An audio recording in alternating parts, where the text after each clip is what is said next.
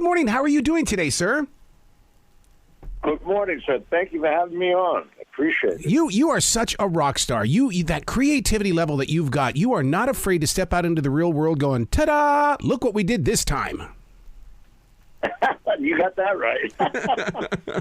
To put it in a book form, first of all, you had my attention with just the mere mention of Marilyn Monroe. Now put a twist on it and say, her daughter is reaching out for help. Now you've got my attention.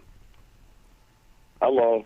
Yeah, right. You know, it's so funny because my relationship with Marilyn, the last 5 years of her life, you know, she's such a delicate person, and we had a lot of comparisons, and that's how we basically got to be friends, and I helped her. I was with her the last weekend of her life, unfortunately, up in Calneva. And so with that said, you know, we just hit it off. Thank God. I don't know if many people say Marilyn Monroe is their friend. You've always had that personality where you can bring out the real person. Sure, you can be that big star on the big screen, or you can be into music and things like that. But you have a way of having a conversation with people that says, okay, I don't have to act. I can just be me. Well, I don't know what I'm doing, so I have to just be me. Does it mean that you're a great listener then? Oh, I'm a great listener. You know, that was something that was taught to me long ago by my mentor, Frank Costello. He said, if you want to be smart, listen. That's what he's talking about. Yeah. You'll learn more by listening than talking. and I took that to heart and still do. It says a lot. Do you, when you go into a writing project, don't you find yourself as being that listener? It just happens to be your fingers that are being used to bring that story forward? Well, that's different because, you know, writing novels, which we're writing 4 of them, my success in that, most people don't know, I've kept the diary since 1958. Nice. So I could reference from 58 all the way through chronologically. And so with that, we use that as a structure and put a lot of my real happenings, as you know from my first book, that was a major success. And so that's how I started doing it. But I've had a full life to draw from. Yeah. And how many people know Marilyn Monroe? How many people had Frank Sinatra baptize their son? You know, I've had a lot of interesting, entwining things that occurred. How many people shot one of Pablo Escobar's guys in his restaurant and killed him? You know, it's crazy life. To be truthful on that page as that daily writer, because I too am a daily writer. I've been doing it since July of 1994. There's a huge story inside those journals, but the question is that do you write it for the future reader? Do you use it as a reference book? Because that writing is so important inside those journals. Oh, yeah, no, that's it. And fortunately, Pat Piccarelli is such a great writer and a professor of writing now. So that gives me another whole edge on everybody else who's trying to write. I mean, it's we have something working that obviously the audience is approving it. Yeah. We're writing best-selling books. Yeah. It's hard to say. You know, you just don't go out and do that. Well, with you being that writer, also a performer of music and on that screen, are those just another voice for your writer, your inner writer? Because I've always believed that writers want to be heard, but if you're not reading it, I've got to place it someplace where it can be seen. Well, yeah, I think, you know, all of it, I have no theory. I've been so lucky and had guidance even from above that I've accomplished so much just because of my desire. Yeah. I mean, I really don't have it. I have never mastered one craft. I do okay in all of them, but you know, this has become so natural to me now, and I think it's the art of drawing on what I've lived, and most people haven't had those experiences, and I think that's what the intrigue is when you're reading my stuff, because it's like a mystery coming to life, or a wild adventure that you never lived and becoming a part of it. Oh, that's what inspires me about you, that you can take your story and put it in a novel form that pulls me into those paragraphs and really paints those pictures inside my imagination. Well, I appreciate that. Thank you so much. I mean, you're telling me, so I got to listen to you. See, that's what I'm talking about. But as that writer, what do you go through when you agree with your creative self? The killer has got to be faceless. There's got to be mystique and mystery about where we're about ready to grow here. Because I have to constantly take my blood pressure. My doctor is always on me. Take your blood pressure while you're writing. You're getting too big here. Well, that's interesting. I never heard that one. Yeah, it goes up constantly, dude. That's even hard to do. You have that thing on your arm while you're writing. And you can't talk either. I mean, because the directions say it clearly. Do not talk. Don't do anything. Just let it. But the thing is that he just wants to know where are the points, where does the blood pressure go up? And so, but when I read your words, I have to ask you the same question. Do you feel it? Because I'm feeling it as a reader. Well, that's a very good point because I definitely feel it. You know, when you've gone through, like even my polio years, like 5 years of age, when you start to reflect on that stuff, it's very, it's very meaningful to me. But more than that, I mean, it is a part of my life that's so personal, and I wanted to share it, especially after everybody going through this pandemic, and my own kids even, they just, most of our kids, unfortunately, today, think they're privileged, and it's not, that's what life's about, unfortunately. So you have to have some tragedy, you have to hurt a little bit, so you can recognize the good when you do see it and the success. You don't feel life, and it's all one-dimensional. What kind of life do you have? Yeah. And my life has been very colorful, fortunately, and has had numerous ups and downs.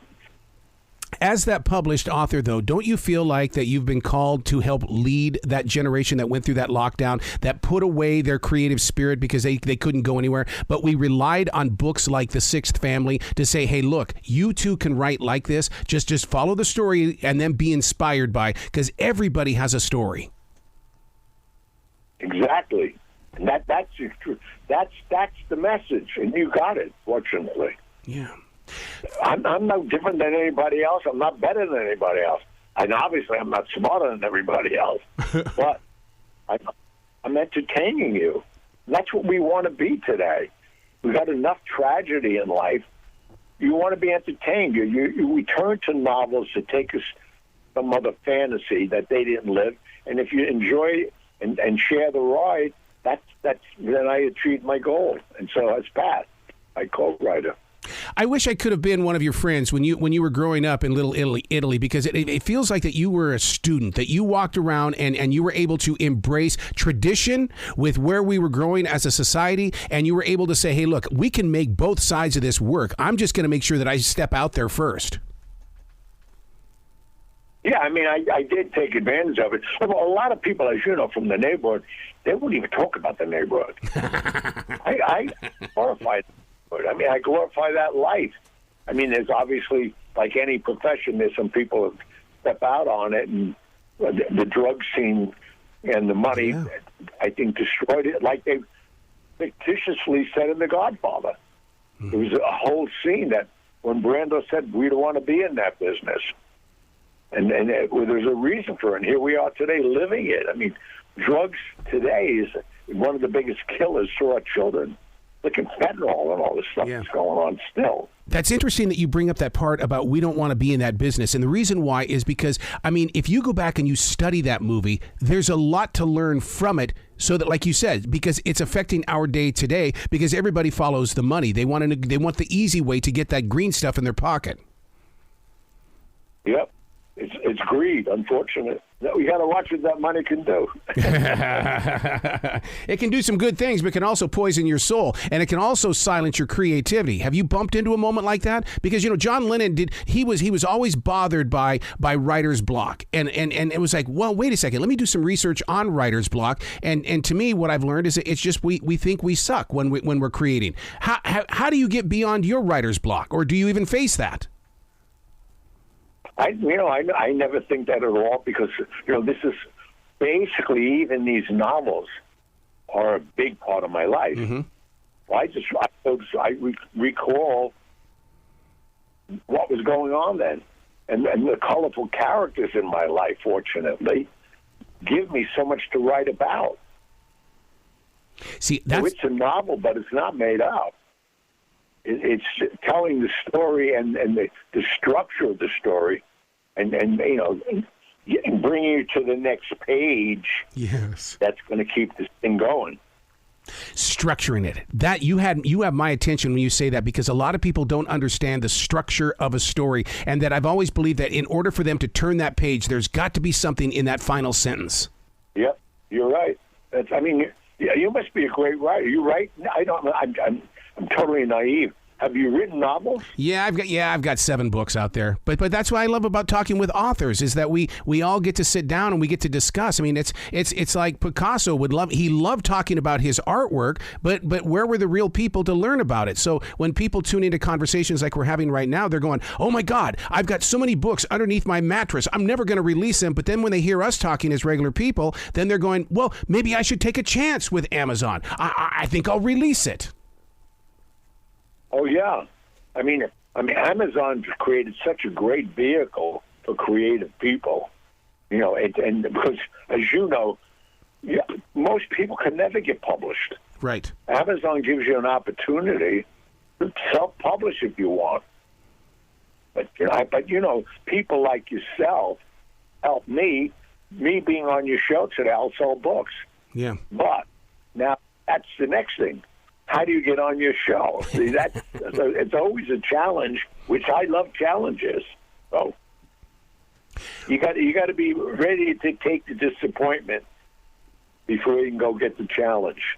Oh, but I love that disappointment, because that disappointment is fuel. Because I sit there and I go, okay, well, is this paragraph working? What am I going to do in order to get this story to move forward? Because it'll sit there like a big old blob. But if you don't put something in it and give it some conflict and some action, then how are we going to grow it? You got that right, man. Perfect. So then let me talk to you about your research then, because when I realize that you pull from your journals and things like that, but when you talk about a boss, I mean, there's authentic research in that. How do you put it down on paper without crossing that line where you get that knock at the door going, hey, you went too far on that one, back it down? I don't care about that. I want to go far. Yeah, that's what I don't worry about. I don't worry about lawsuits. I don't worry about it. I want to tell the story. If I offend somebody, I'll apologize. If they get stupid, then they got a problem. See you later. I live my life. I never lived my life that way. I love that about you. I'm shocked that you don't do a podcast where you get on there and you say, look, here's the way that it is. This is the way it's going to be. If you don't agree with me, then when you get lost up in the future, trust me, you're going to be coming back to me because I've learned to live this life before you. Well, it's funny. I do have a podcast. I got 200 hours up. Hollywood Godfather podcast. He's been up for a couple of years. Very successful. Don't you love that connection with people? I love it. I mean, the emails that come in, I do shows based on the emails they send me. See, that's total connection. You've always been that way. I mean, that's even like when you released the music with Dean Martin and Frank Sinatra. My God, I mean, you stepped into the future, bringing up music history to a modern day generation that goes, "Oh my God, I'm living this moment." It's so funny. Some young kids tell me on the street on the Reflections album, "How did you write all of that?" I didn't write any of that. They were their hits. I mean, some people are naive enough that I love it. I mean, they're giving me accolades for something I never did, but I'm opening a window to a world they would have never been a part of. Oh, my God. You just gave me a childhood flashback. The first time that I heard Elvis Presley sing My Way, and my dad knocked me upside the head going, look, that's a Frank Sinatra song. Okay, I realize you love some Elvis Presley, but don't interrupt Frank's story. Yeah. Funny. I mean, and you just brought up a memory that in 1961, December 5th, a guy, Mile Lansky, you may know the guy, his name is a major Jewish mobster, partners with Costello. After the primary, and we finally get JFK nominated for the Democratic president, I had nothing to do now until the election. So they appreciated all my traveling and the efforts I had working with them. They invited me down to see the special at the Fontainebleau Hotel, hosted by Frank Sinatra, welcoming Elvis Presley out of the Army, that special.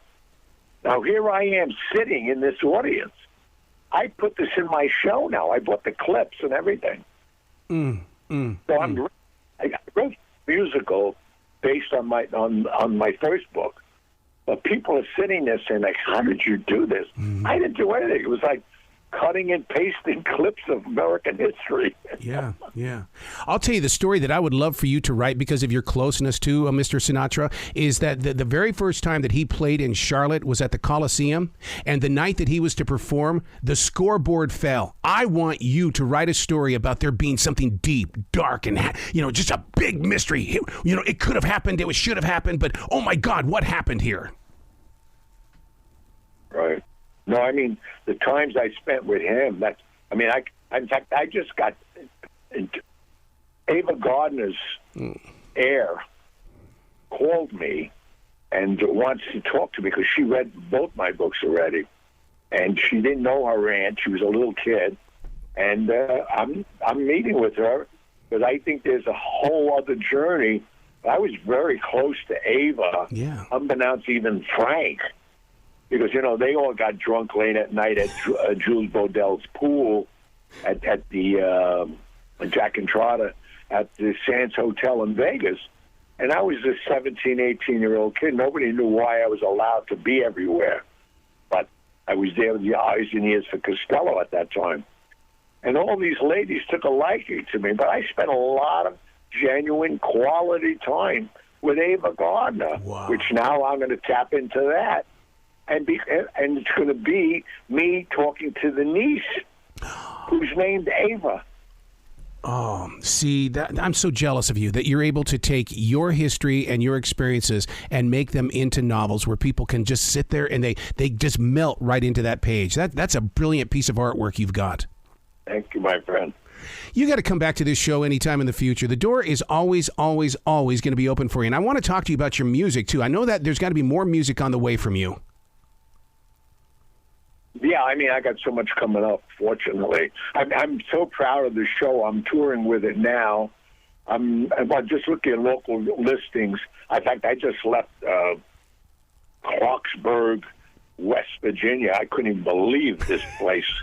This weekend, a 100-year-old theater. And just to a standing ovation audience. Wow. I love the challenge of doing live shows. But I took them on this journey, and the people that came up to me is so moving. It just gives you more energy to keep on going. That's it. But if anybody's able to see the show, I think they should see it and read Hollywood God. The Fixed Family. Yes. This takes you on another whole different journey that I experienced through Marilyn and now her kids, and It's interesting. Wow. And thank you for your time. I really appreciate it. Will you be brilliant today, okay, sir? No, thank you. And thank you for, you're really an astute interview. I appreciate it. Thank you so much, sir.